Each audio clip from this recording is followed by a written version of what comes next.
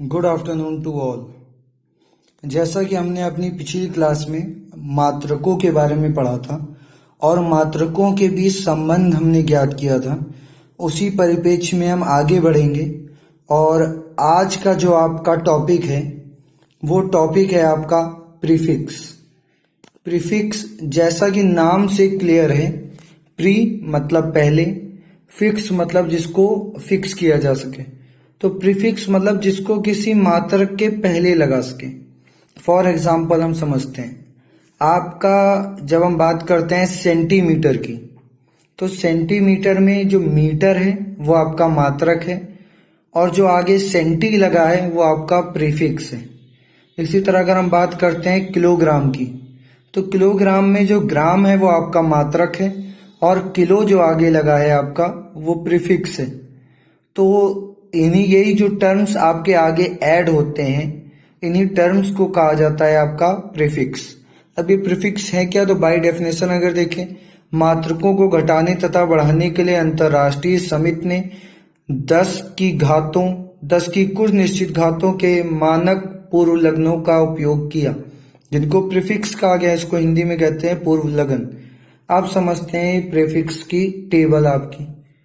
तो प्रीफिक्स की जब हम टेबल की बात करते हैं, ये आपके सामने एक टेबल है जिसमें पहले कॉलम में आपका पूर्व लग्न यानी प्रीफिक्स, दूसरे में संकेत और तीसरे में परिमाण दे रखा गया है। स्टार्टिंग के अगर आप 5 प्रीफिक्स देखें यहां तक, तो ये आपके देखिए पर्पल कलर में दे रखे गए और बाकी नीचे के ब्लैक कलर में। तो जो आपके ऊपर के ये इतने आपके 5 जो हैं, ये आपके लिए मोस्ट इम्पॉर्टेंट है। बाकी आपके जो नीचे के आपके हैं ये रेयर केस में पूछे जाते हैं, ये ज्यादा आपके पूछे नहीं जाते। फिर भी अगर आप याद कर लें तो अच्छा है, वरना आपको स्टार्टिंग के 5 तो याद होने ही चाहिए। चलिए शुरुआत करते हैं। तो पहला आपका है डेसी। डेसी को रिप्रेजेंट करते हैं स्मॉल डी से, इसकी वैल्यू होती है 10 की घात -1। दूसरा आपका सेंटी, इसको रिप्रेजेंट करते हैं स्मॉल सी से, इसकी वैल्यू होती है 10 की घात -2। तीसरा मिली, इसको रिप्रेजेंट करते हैं एम से और इसकी वैल्यू होती है 10 की घात -3।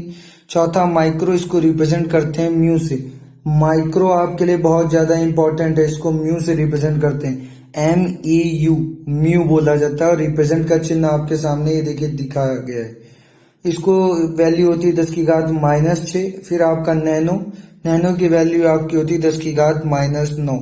अब ये किसी भी मात्रक के आगे लगाया जा सकता है, जैसे आपका ग्राम के आगे भी लग सकता है, ये आपका मीटर के आगे भी लग सकता है, मिलीमीटर जैसे।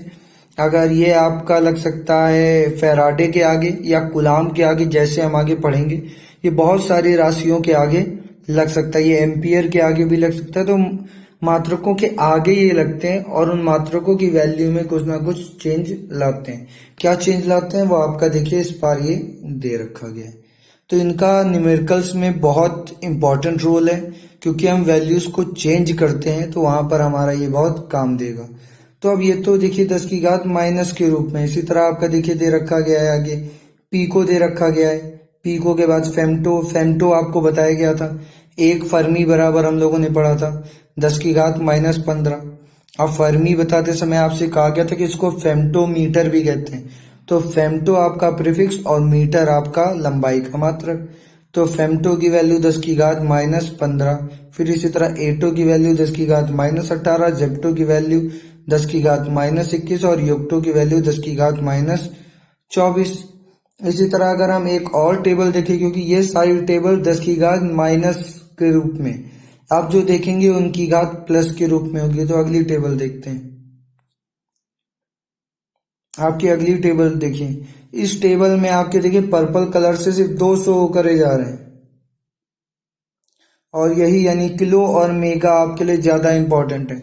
और इनको आपने कंप्यूटर में भी पढ़ा होगा। कंप्यूटर में आप पढ़ते हैं पहले केबी किलोबाइट, फिर आप एमबी मेगाबाइट, फिर आप जीबी गीगाबाइट, फिर आप टीबी टेराबाइट, फिर पीबी आपका पेटाबाइट। इतना आपने कंप्यूटर में पढ़ा होगा। चलिए स्टार्टिंग से देखते हैं। तो ये जो टर्म है आपका, पहले डेका, डेका की वैल्यू 10 की घात 1। हेक्टो, हेक्टो की वैल्यू 10 की घात 2।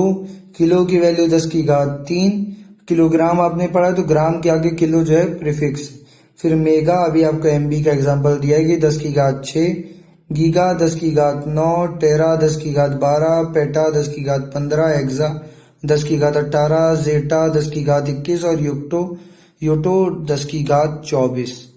अब इसमें आपको याद कितने रखने हैं? मेनली आपको 2 याद रखने हैं, एक आपका किलो और एक आपका मेगा।